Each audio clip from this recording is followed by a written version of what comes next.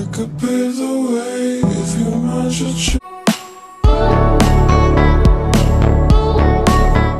Solan Yusuf at Ann Curtis pinili ang resort na pagmamay-ari ng boyfriend ni Nadine Lustre sa Siargao na kanilang tinirhan para sa kanilang bakasyon. Napakalinis ng tubig at may fun activities din malapit dito.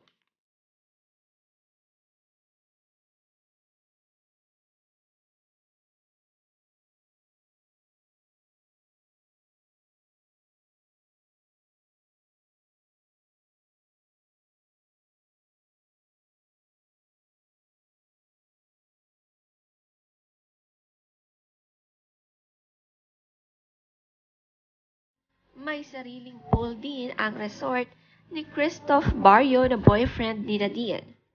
8 kilometers o 16 minutes drive away ito sa tirahan at villa ni Andy Eigenman. Sa ganda ng resort talagang na-miss nila ito pagkaalis nila.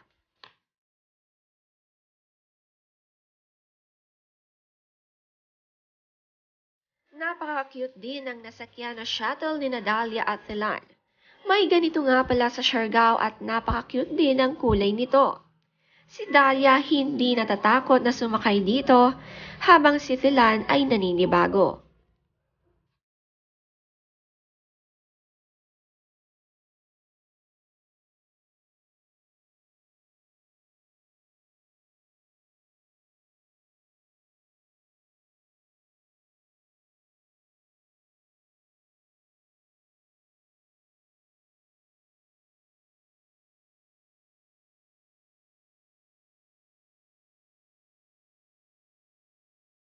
Nag-enjoy talaga ang dalawang magpinsan. Sanay na ito lumangoy at kayang-kaya na mag-underwater dahil swimmer ang kanilang parents. Tinuturuan na sila kahit maliliit pa lamang.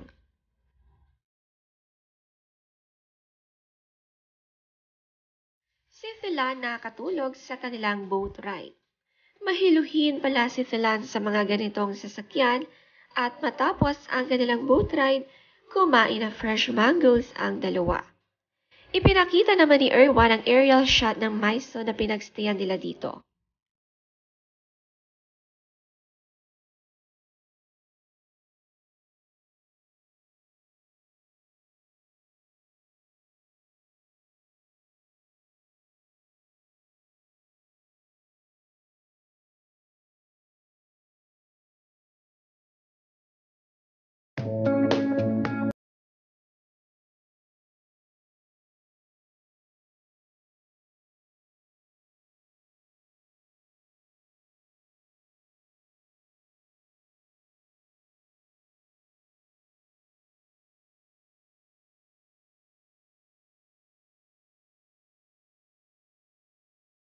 Magaling palang kumuha ng video si Erwan gamit ang drone.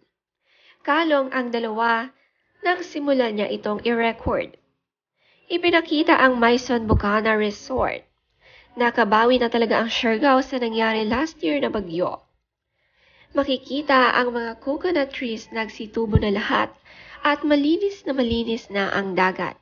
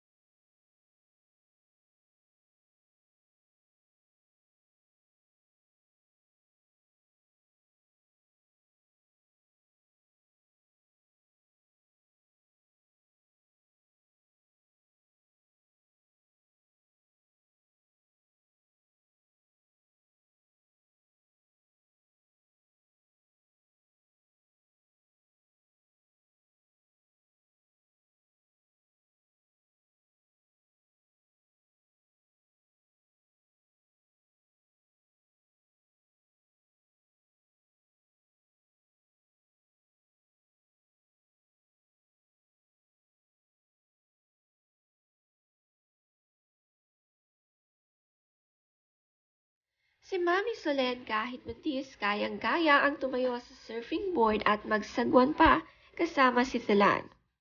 Malakas nga ang katawan ni Solen at hanggang ngayon nag-workout pa rin siya.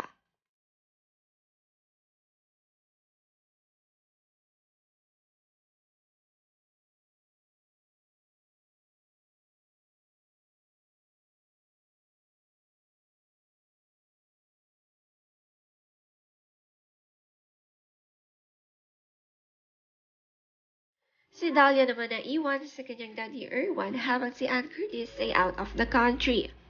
Solong-solo ang pag-aalaga kay Dahlia. Iniinggit naman ni Erwan si Ann na solo din niya ang lambing ng kanilang anak at gusto na ngang umuwi ni Ann Curtis.